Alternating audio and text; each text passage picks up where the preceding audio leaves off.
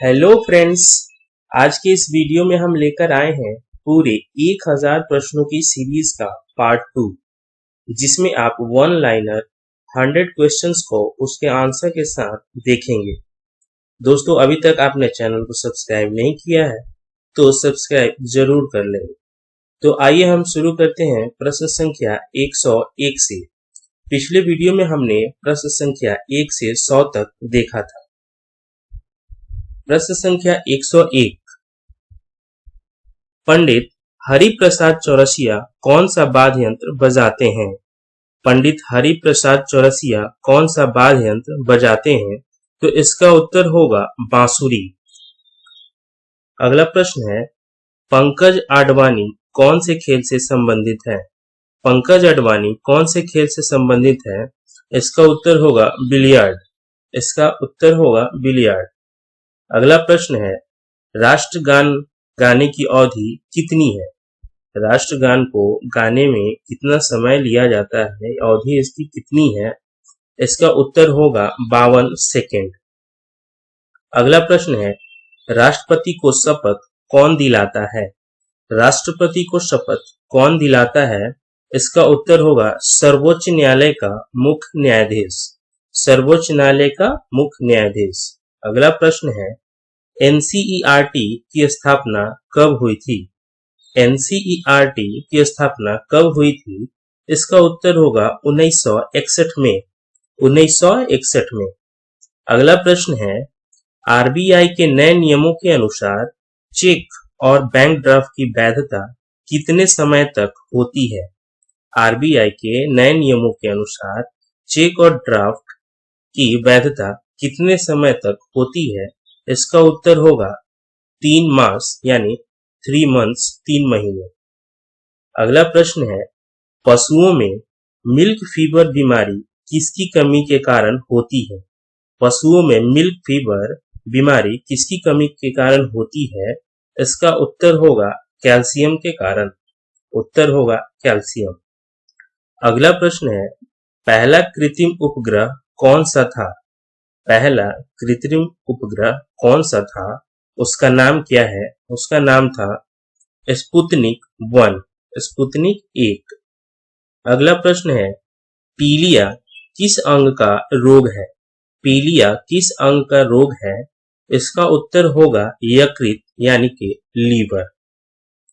अगला प्रश्न है, पुराणों के अनुसार किसका रथ 7 घोड़ों का है? पुराणों के अनुसार किसका रथ 7 घोड़ों का है? इसका उत्तर होगा सूर्य देव का। सूर्य भगवान का रथ 7 घोड़ों का होता है। हमारा अगला प्रश्न है, प्रश्न संख्या 111, राष्ट्रीय पंचायत कहाँ की संसद को कहा जाता है? राष्ट्रीय पंचायत कहाँ की संसद को कहा जाता है? इसका उत्तर होगा नेपाल। नेपाल की संसद को राष्ट्रीय पंचायत कहा जाता है। अगला प्रश्न है, राष्ट्रीय पर्यावरण शोध संस्थान नेशनल एनवायरमेंट रिसर्च इंस्टीट्यूट किस स्थान पर स्थित है? नेशनल एनवायरमेंट रिसर्च इंस्टीट्यूट राष्ट्रीय पर्यावरण शोध संस्थान किस स्थान पर स्थित है? इसका उत्तर होगा नागपुर में। नागपुर। अगला प्रश्न है, रिजर्व बैंक ऑफ इंडिया का मुख्यालय कहाँ है? Reserve bank of India RBI का मुख्यालय कहाँ है? इसका उत्तर होगा मुंबई में। अगला प्रश्न है, रिपब्लिक। रिपब्लिक पुस्तक किसने लिखी? तो इसका उत्तर होगा प्लेटो ने। रिपब्लिक पुस्तक प्लेटो ने लिखी थी। अगला प्रश्न है, राष्ट्रीय ओलंपिक समिति का मुख्यालय कहाँ स्थित है? राष्ट्रीय ओलंपिक समिति का मुख्यालय कहाँ स्थित है? इसका उत्तर होगा लुसान, स्विट्जरलैंड में। राष्ट्रीय ओलंपिक समिति का मुख्यालय लुसान, स्विट्जरलैंड में उपस्थित है। अगला प्रश्न है, अंतिम मुगल शासक बहादुर शाह जफर की मृत्यु कहाँ हुई थी? अंतिम मुगल शासक बहादुर शाह जफर की मृत्यु कहाँ हुई थी? इसका उत्तर होगा रंगून में। इसका उत्तर होगा रंगून में। अगला प्रश्न है, पृथ्वी की सतह से सबसे दूर वायुमंडलीय परत किस नाम से विदित है? पृथ्वी की सतह से सबसे दूर वायुमंडलीय परत किस नाम से विदित है? तो उत्तर होगा बरहीमंडल, उसे बरहीमंडल कहते हैं। हमारा अगला प्रश्न है, पृथ्वी के नजदीक वायुमंडल की सबसे निचली परत कौन सी है? पृथ्वी के नजदीक वायुमंडल की सबसे निचली परत कौन सी है? इसका उत्तर होगा क्षोभ मंडल। सबसे निचली परत क्षोभ मंडल और सबसे दूर वाली वायुमंडलीय परत बरहीमंडल होती है। अगला प्रश्न है, रेल पथ के नैनो गेज की चौड़ाई कितनी होती है? इसका उत्तर होगा 2 फीट 6 इंच। इसका उत्तर होगा 2 फीट 6 इंच। हमारा अगला प्रश्न है 120वां प्रश्न, जो कि कहता है, रेल पथ के मीटर गेज की चौड़ाई कितनी होती है? रेल पथ के मीटर गेज की चौड़ाई कितनी होती है? इसका उत्तर होगा 1 मीटर। अगला प्रश्न है, अंतरराष्ट्रीय न्यायालय के न्यायाधीशों की कार्य अवधि कितने वर्ष होती है? अंतरराष्ट्रीय न्यायालय के न्यायाधीशों की कार्य अवधि कितने वर्ष होती है? इसका उत्तर होगा 9 वर्ष। 9 वर्ष। अगला प्रश्न है, अंतरराष्ट्रीय न्यायालय में न्यायाधीश बनने वाला प्रथम भारतीय कौन था? अंतरराष्ट्रीय न्यायालय में न्यायाधीश बनने वाला प्रथम भारतीय कौन था? तो इसका उत्तर होगा नगेंद्र सिंह। नगेंद्र सिंह। अगला प्रश्न है, पैगंबर हजरत मोहम्मद का जन्म कब हुआ था? पैगंबर हजरत मोहम्मद का जन्म कब हुआ था? तो 570 ईस्वी में। 570। अगला प्रश्न है, पेनल्टी कॉर्नर का संबंध किस खेल से है? पेनल्टी कॉर्नर का संबंध किस खेल से है? इसका उत्तर होगा हॉकी से। अगला प्रश्न है, प्रथम एशियाई खेल कब और कहां आयोजित किए गए? प्रथम एशियाई खेल कब और कहां आयोजित किए गए? तो ये मई 1951 में नई दिल्ली में आयोजित की गई थी। अगला प्रश्न है, प्रथम एशियाई खेल का आयोजन स्थल कहां था? प्रथम एशियाई खेल का आयोजन स्थल कहां था? तो जैसा कि मैंने अभी बताया, नई दिल्ली में 1951 के मई में। अगला प्रश्न है, लाला लाजपत राय के प्रयासों पर गठित बैंक कौन सा है? लाला लाजपत राय के प्रयासों पर गठित बैंक कौन सा है? इसका उत्तर होगा PNB, Punjab national bank. Punjab national bank. अगला प्रश्न है, लिटिल अमेरिका नामक स्थान किस महाद्वीप में स्थित है? लिटिल अमेरिका नामक स्थान किस महाद्वीप में स्थित है? इसका उत्तर होगा अंटार्कटिका महाद्वीप में। अगला प्रश्न है, अमीबा में कुल कितने सेल यानी कि कोशिका होते हैं? अमीबा में कुल कितने सेल यानी कि कोशिका होते हैं? उत्तर होगा एक, सिर्फ एक कोशिका होते हैं। इसे एक कोशिकीय जीव भी कहा जाता है। दोस्तों, हमारा अगला प्रश्न है, अमृतसर शहर की स्थापना किसने की? अमृतसर शहर की स्थापना किसने की? इसका उत्तर होगा गुरु रामदास जी ने। गुरु रामदास जी ने। अगला प्रश्न है, प्रथम विश्व युद्ध कब लड़ा गया था? प्रथम विश्व युद्ध कब लड़ा गया था? तो ये विश्व युद्ध 1914 से 1918 ईस्वी तक लड़ा गया था। अगला प्रश्न है, प्रथम हृदय प्रत्यारोपण किसने किया था? फर्स्ट हार्ट ट्रांसप्लांट किसने किया था? इसका उत्तर होगा डॉक्टर क्रिश्चियन बर्नार्ड, जो कि दक्षिण अफ्रीका से हैं। Doctor Christian Barnard. अगला प्रश्न है, यूनेस्को का मुख्यालय कहाँ है? यूनेस्को का मुख्यालय कहाँ है? इसका उत्तर होगा पेरिस में। अगला प्रश्न है, यूरो मुद्रा का प्रचलन कब से हुआ? यूरो मुद्रा का प्रचलन कब से हुआ? इसका उत्तर होगा 1 जनवरी 2002 से। 1 जनवरी 2002 से। अगला प्रश्न है, जय हिंद का नारा किसने दिया? जय हिंद का नारा किसने दिया था? तो ये नारा नेताजी सुभाष चंद्र बोस ने दिया था। नेताजी सुभाष चंद्र बोस ने। अगला प्रश्न है, तुम मुझे खून दो मैं तुम्हें आजादी दूंगा का नारा किसने दिया था? तुम मुझे खून दो मैं तुम्हें आजादी दूंगा का नारा भी नेताजी सुभाष चंद्र बोस ने दिया था। अगला प्रश्न है, नेताजी सुभाष राष्ट्रीय खेल संस्थान कहाँ स्थित है? नेताजी सुभाष राष्ट्रीय खेल संस्थान कहाँ स्थित है? इसका उत्तर होगा पटियाला, पंजाब में। अगला प्रश्न है, नेत्रदान में नेत्र के किस भाग का दान किया जाता है? नेत्रदान में नेत्र के किस भाग का दान किया जाता है? तो इसका उत्तर होगा कॉर्निया। अगला प्रश्न है, राजस्थान में खेतरी किसके लिए प्रसिद्ध है? राजस्थान में एक खेतरी जगह है, किसके लिए प्रसिद्ध है? तो उत्तर होगा तांबे की खान के लिए। दोस्तों, हमारा अगला प्रश्न है प्रश्न संख्या 140। राज्यसभा के सदस्यों का चुनाव कितनी अवधि के लिए किया जाता है? राज्यसभा के सदस्यों का चुनाव कितनी अवधि के लिए किया जाता है? उत्तर होगा 6 वर्ष के लिए। अगला प्रश्न है, हाइड्रोजन बम किस सिद्धांत पर कार्य करता है? हाइड्रोजन बम किस सिद्धांत पर आधारित है? तो नाभिकीय संलयन, नाभिकीय संलयन की अभिक्रिया पर आधारित है। अगला प्रश्न है, 15 अगस्त 1947 को भारत ने अपनी आजादी का पहला जश्न कहाँ मनाया था? 15 अगस्त 1947 को भारत ने अपनी आजादी का पहला जश्न कहाँ मनाया था? इसका उत्तर होगा कोलकाता में, कोलकाता। अगला प्रश्न है, 23.5 डिग्री उत्तरी अक्षांश रेखा क्या कहलाती है? 23.5 डिग्री उत्तरी अक्षांश रेखा क्या कहलाती है? इसका उत्तर होगा कर्क रेखा, कर्क रेखा। अगला प्रश्न है, वायुमंडल में सबसे अधिक गैस का प्रतिशत है? सबसे अधिक किस गैस का प्रतिशत है? उत्तर होगा नाइट्रोजन का। अगला प्रश्न है, पंचतंत्र के लेखक कौन है? पंचतंत्र एक पुस्तक है, इसके लेखक कौन है? इसका उत्तर होगा विष्णु शर्मा। अगला प्रश्न है, पंजाब केसरी किसे कहा जाता है? पंजाब केसरी किसे कहा जाता है? तो पंजाब केसरी लाला लाजपत राय को कहा जाता है, लाला लाजपत राय। अगला प्रश्न है, राष्ट्रपति चुनाव में कौन वोट डालता है? राष्ट्रपति चुनाव में कौन वोट डालता है?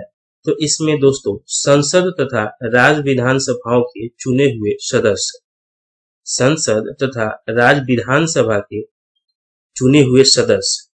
नोट है यहाँ पे, विधान परिषद के सदस्य शामिल नहीं होते। अगला प्रश्न है, राष्ट्रपति यदि इस्तीफा देना चाहे तो किसे सौंपेगा? राष्ट्रपति यदि इस्तीफा देना चाहे तो किसे सौंपेगा? उत्तर होगा उपराष्ट्रपति को।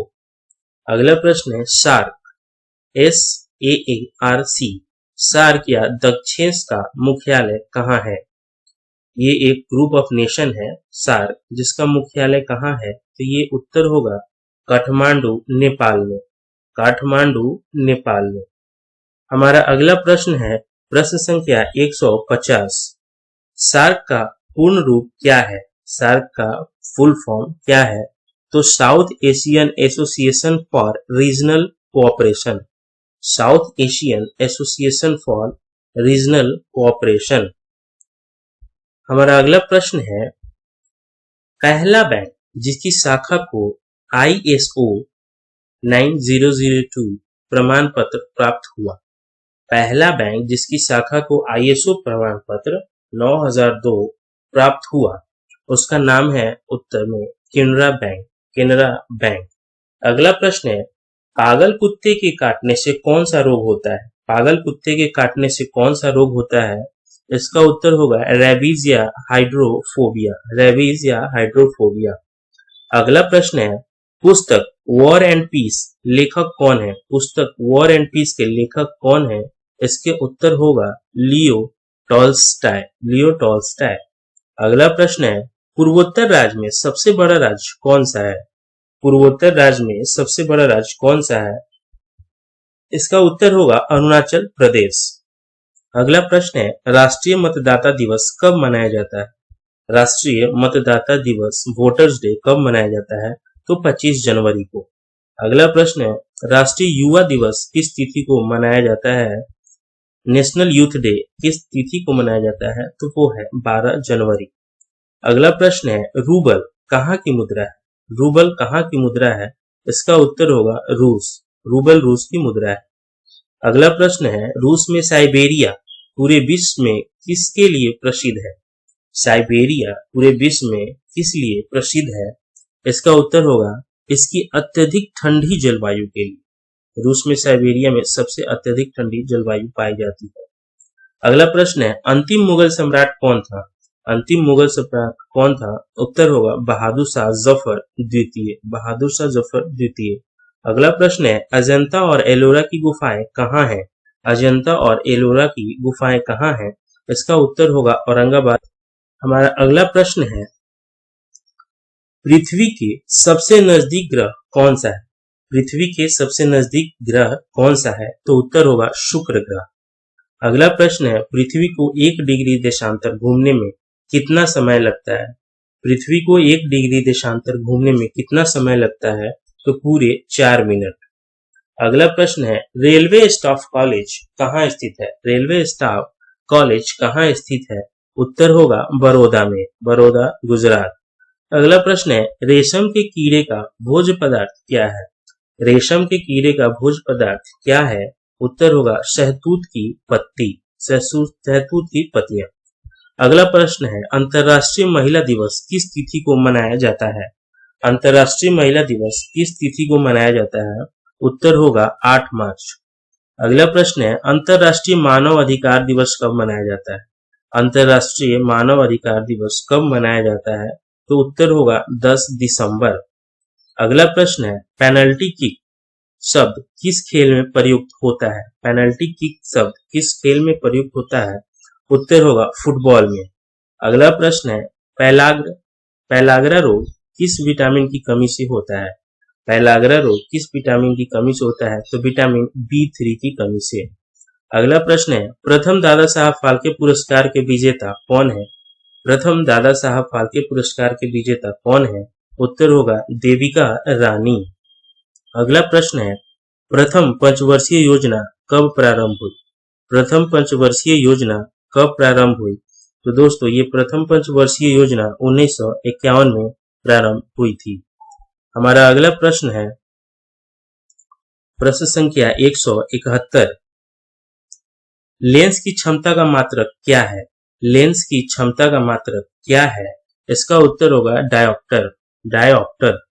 अगला प्रश्न है, लॉर्ड केनिन ने नवंबर 1858 में कहां आयोजित दरबार में भारत में क्राउन के शासन की घोषणा की थी?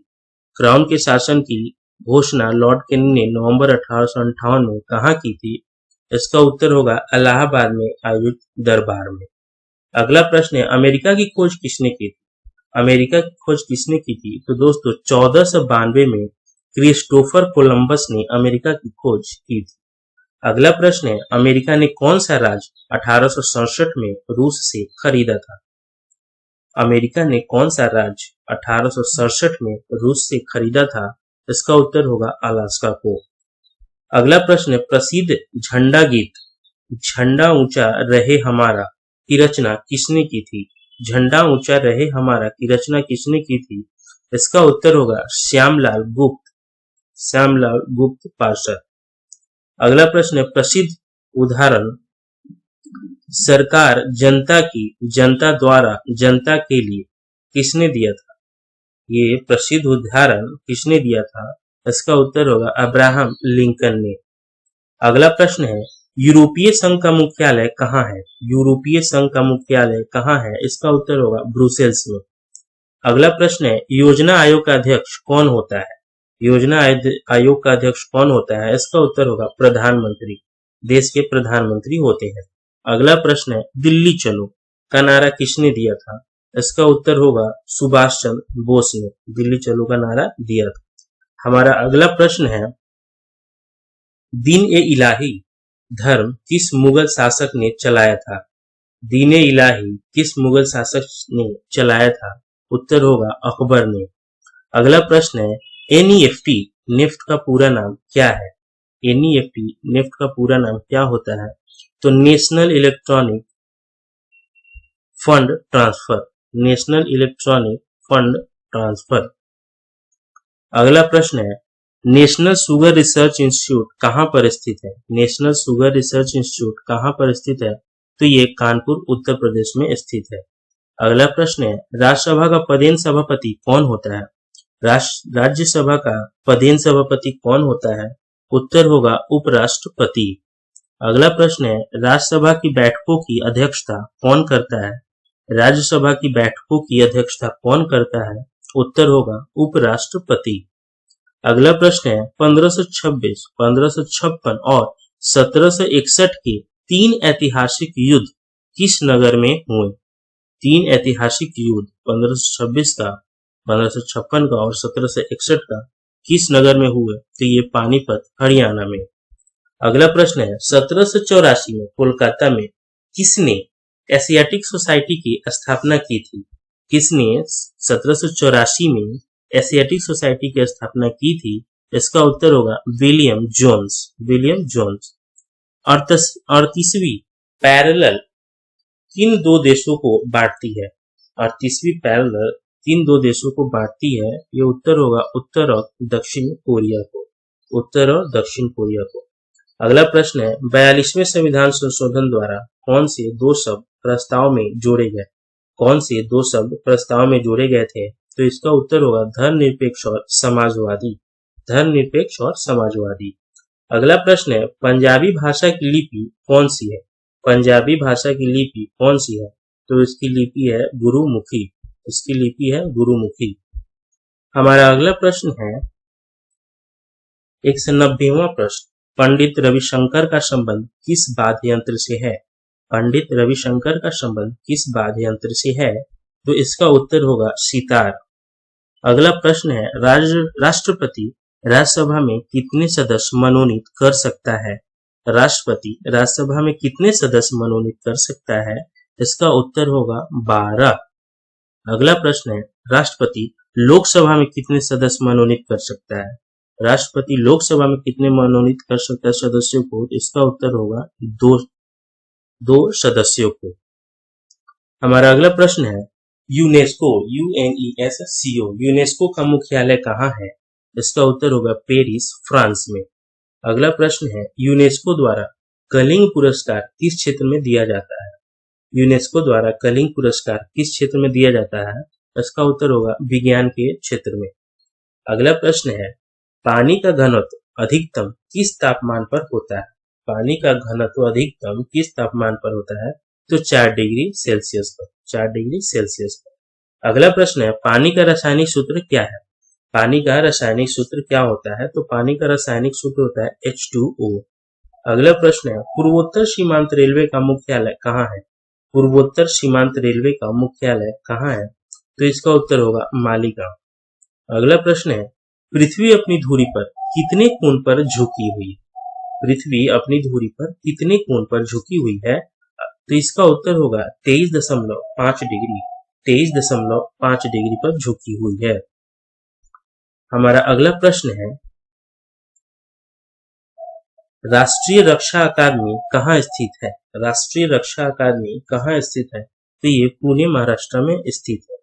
हमारा आज का आखिरी प्रश्न जो 200 प्रश्न होगा, रेगुलेटिंग एक्ट कब लागू हुआ?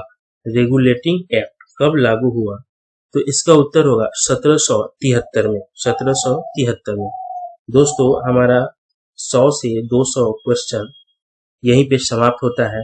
नेक्स्ट वीडियो में हम 200 से 300 प्रश्न को लेकर आएंगे, जो कि 1000 प्रश्नों का सीरीज होगा।